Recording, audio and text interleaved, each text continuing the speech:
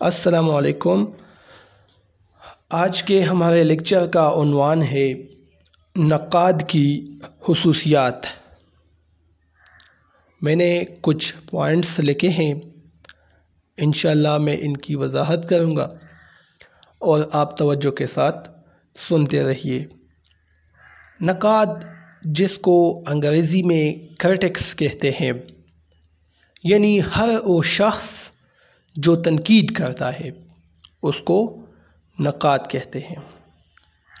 اب نقاد کی کچھ خصوصیات ہوتی ہیں جس کی بنا پر وہ ایک اعلیٰ اور بہترین نقاد کہلائے گا۔ وہ خصوصیات کون کون سی ہے وہ میں نے لکھے ہیں نیچے۔ پہلے نمبر پر ہے تنقید کے فن سے واقفیت۔ تنقید ایک فن ہے، لہٰذا نقاد کو چاہیے، تنقید کرنے والے کو چاہیے کہ وہ سب سے پہلے اپنے فن کو سمجھے، تنقید کے فن کو سمجھے کہ کس طرح تنقید کرنا ہے۔ اگر وہ اپنے فن میں ماہر نہ ہو، تنقید کے فن پر اسے دسترس حاصل نہ ہو، تو پھر وہ اچھی طرح سے تنقید نہیں کر سکتا۔ تو یہ نقاد کی پہلی خصوصیت ہے کہ وہ اپنے فن سے یعنی تنقید کے فن سے آشنا ہو۔ دوسری خصوصیت غیر جانبداری، جس کو نیوٹریلٹی کہتے ہیں، کسی کی طرفداری نہیں کرنا۔ میتھیو آرنلڈ، یہ نام آپ نے سنا ہوگا، یہ ایک مغربی مفکر ہے، ایک نقاد ہے۔ وہ کہتے ہیں کہ نقاد کی سب سے بڑی خصوصیت وہ غیر جانبداری ہے، یعنی نقاد جب تنقید کرتا ہے تو اس سے چاہیے کہ غیر جانبدار رہے، کسی کے حق میں ڈنڈی نہ مارے۔ اگر اس کو ایک شاعر پسند ہے، دوسرا ان کو ناپسند، تو پھر ان کو چاہیے جب وہ تنقید کرتا ہے تو جو پسندیدہ شاعر ہے اگر اس میں خامیاں ہے تو اس کو بھی سامنے لائے، جو اس کو پسند نہیں اس میں خوبیاں موجود ہیں، اچھائیاں ہیں، تو اس کو بھی سامنے لائے۔ یعنی نیوٹرل رہنا چاہیے، اس کو غیر جانبدار رہنا چاہیے۔ ٹھیک ہے، تو یہ نقاد کی دوسری خصوصیت ہے۔ اگلا ہے وسیع مطالعہ، یعنی نقاد کا مطالعہ وسیع ہونا چاہیے۔ وہ جب کسی چیز پر تنقید کرتا ہے، مثال کے طور پر ناول پر، تو اسے چاہیے کہ ناول کے لوازمات سے وہ واقف ہو، اسے شناسائی حاصل ہو، ناول کو خود سمجھے کہ ناول کیا ہے، ان کے اجزاء کو سمجھے، ان کے اقسام کو سمجھے۔ ٹھیک ہے، تو اسی کے ساتھ ساتھ جو اس کا فیلڈ ہے، یعنی ناول کو سمجھنا، اس کے فن کو سمجھنا، اس کے ساتھ ساتھ اس کا مزید بھی مطالعہ ہونا چاہیے، تاریخ سے واقفیت بھی اس میں ہونی چاہیے، سماجیات سے واقفیت ہونی چاہیے، سیاسیات سے۔ اگر نقاد کا مطالعہ وسیع ہو تو پھر وہ اچھی طرح سے تنقید کر پائے گا۔ ٹھیک ہے، تو مطالعہ بھی وسیع ہونا چاہیے نقاد کا۔ اگلا ہے نظریے کا پابند نہ ہو۔ اب یہ اہم خصوصیت ہے کہ نقاد کسی نظریے کا پابند نہ ہو بلکہ عام علمی و ادبی ذوق رکھتا ہو۔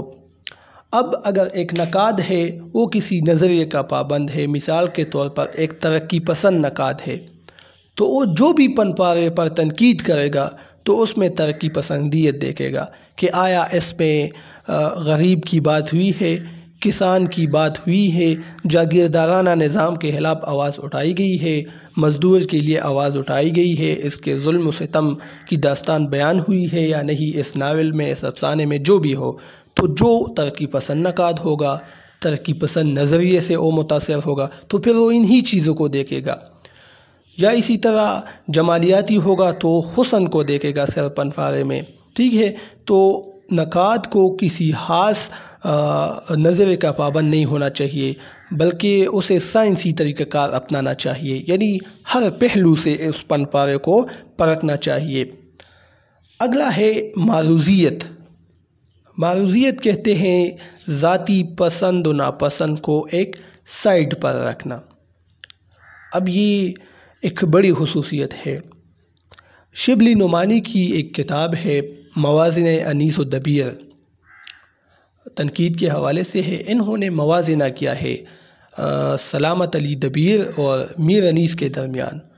اب اس کے جو ناقدین ہے اس کتاب کے، وہ کہتے ہیں کہ شبلی نعمانی نے میر انیس کے حق میں ڈنڈی ماری ہے، یعنی اس کتاب میں انہوں نے موازنہ کیا ہے ان دو شعراء کے درمیان۔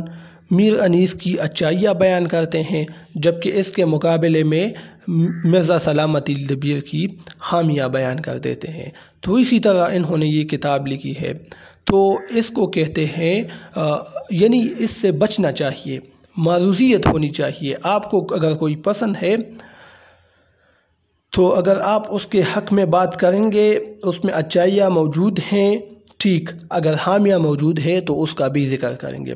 ایسا نہیں کہ آپ ان کی خامیوں پر ہاتھ رکھیں گے کیونکہ وہ آپ کا پسندیدہ ہے، نہیں، ایسا نہیں ہونا چاہیے۔ معروضیت ہونی چاہیے، اس میں ذاتی پسند و ناپسند کو تنقید کے دوران سائڈ پر یہ چیز رکھنی چاہیے۔ اگلا ہے غیر متعصب۔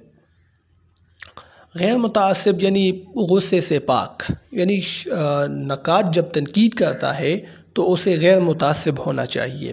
یعنی اگر انہوں نے کوئی خامی دیکھی ہے کسی پن پارے میں تو جب اس کا وہ ذکر کرے گا، اس خامی کو سامنے لائے گا تو اس ڈنگ سے اس کا ذکر کرے، اس طور سے اس کا ذکر کرے کہ اس خالق کی، اس مصنف کی اس کی دل آزاری بھی نہ ہو اور اس کا تخلیق سے دل بھی بھر نہ جائے۔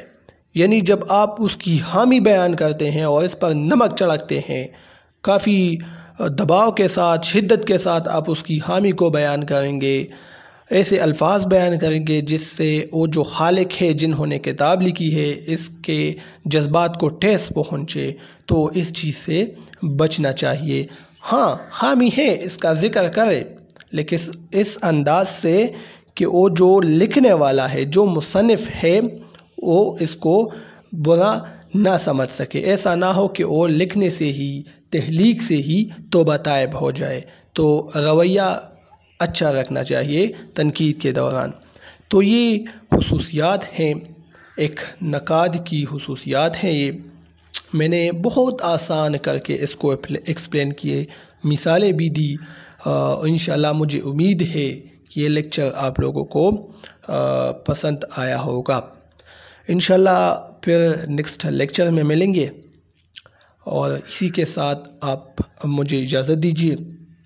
اللہ حافظ۔